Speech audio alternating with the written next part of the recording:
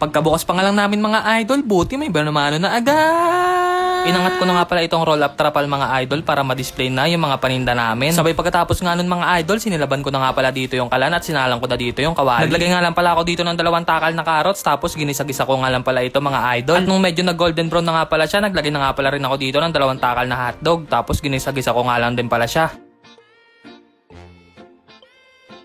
Naglagay na nga rin pala ako dito ng 1 takal na kanin para sa isang order ng chowpan. Hinalo-halo ko nga lang pala yung mga idol hanggang sa kumapit lang yung mga lasa sa mga kanin. Naglagay na nga rin pala ako dito ng selektoyo mga idol pang kompleto ng lasa at pandagdag kulay para sa aking chowpan na gagawin. Talagang ang WMC products ay smart choice para sa bawat pamilya. Dekalidad at maaasahan gamitin. Talaga namang sulit sa bawat gamit. At ang pinaka-final na ingredients na nilagay ko nga pala dito mga idol ay coleslaw. Sa huli ko na nga pala siya nilalagay mga idol dahil mabilis nga pala siyang maluto. Pagkatapos ko nga pala magluto ng chowpan ay nagplating na nga pala ako. Nilatag ko nga lang pala na maayos dito yung mga kanin, sabay inababaw ko na nga pala dito yung mga toppings na siomay. 3 pirasong siomay nga pala ito mga idol at pinapalagyan nga pala ito ng customer ng dried garlic. Pinalagyan niya na nga rin pala ito ng chili garlic oil at ng kalamansi. Maraming salamat nga po pala sa customer namin sa pag-order nito at sana po ay mabusog kayo.